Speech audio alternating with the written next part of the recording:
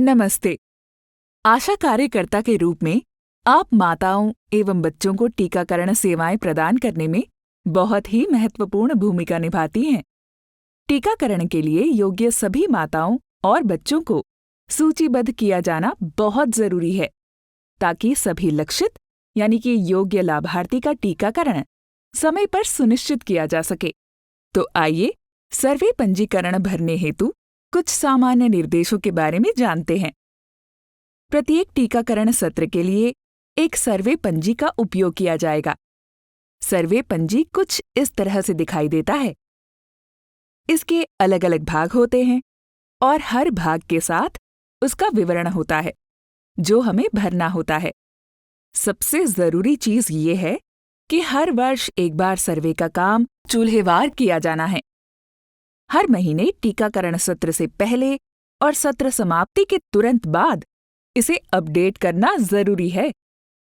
प्रत्येक चूल्हेवार घर के कुल सदस्यों की गिनती की जाएगी और ये ध्यान रहे कि इस पंजी में उसी लाभार्थी का नाम भरा जाएगा जो 3 माह से अधिक समय से उस घर में रह रहा है।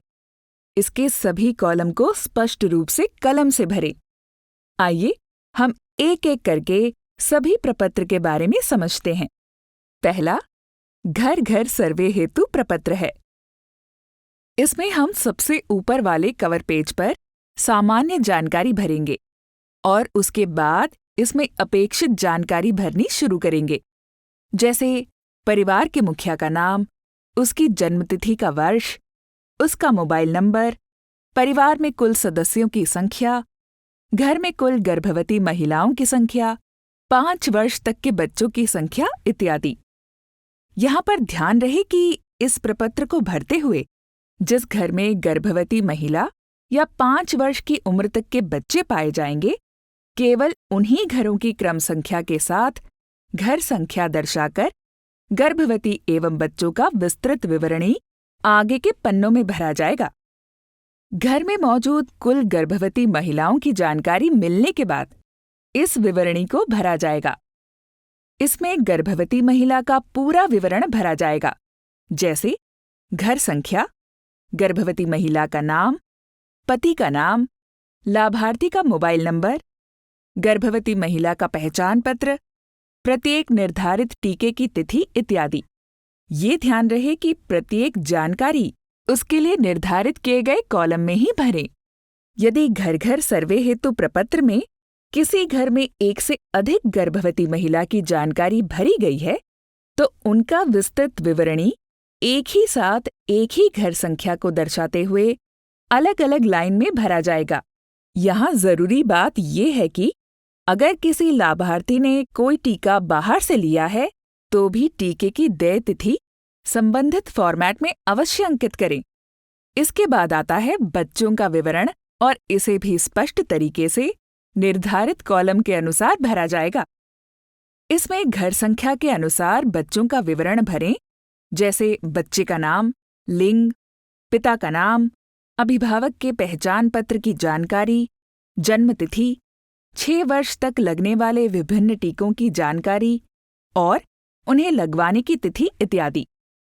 ये ध्यान रहे कि यदि घर घर सर्वे हेतु प्रपत्र में किसी घर में 5 वर्ष तक की उम्र के एक से अधिक बच्चे की जानकारी दी गई है, तो उनका विस्तृत विवरणी एक ही साथ एक ही घर संख्या को दर्शाते हुए अलग अलग लाइन में भरा जाएगा। इसके बाद आता है मेहमान लाभार्थियों का विवरण। यदि लाभार्थी टीकाकरण दिवस के दिन या 3 महीने से कम समय के लिए आता है, तो उसका नाम ड्यू लिस्ट में दर्ज करते हुए सर्वे रजिस्टर के अंत में दिए गए मेहमान लाभार्थी के पृष्ठ में अंकित करें। ये हैं वो सारे पृष्ठ जो सर्वे पंजी रजिस्टर में भरे जाते हैं। याद रहे कि प्रत्येक माह टीकाकरण सत्र से पहले और सत्र के बाद इस प्रपत्र को अपडेट करना जरूरी है। अपडेट के दौरान अगर किसी घर में कोई नई गर्भवती महिला या नवजात शिशु मिलते हैं, तो उस घर की पहले से जो घर संख्या दी गई है, उसी घर संख्या को घर घर सर्वे के खाली घर संख्या में लिखते हुए उसकी विस्तृत विवरणी आगे भरी जाएगी। तो उम्मीद है आप सभी इस पूरी प्रक्रिया को अच्छी तरह समझ गई होंगी। और अगर आप में से किसी के मन में कोई सवाल हो या कोई दुविधा हो, तो आप मुझसे कभी भी संपर्क कर सकती हैं।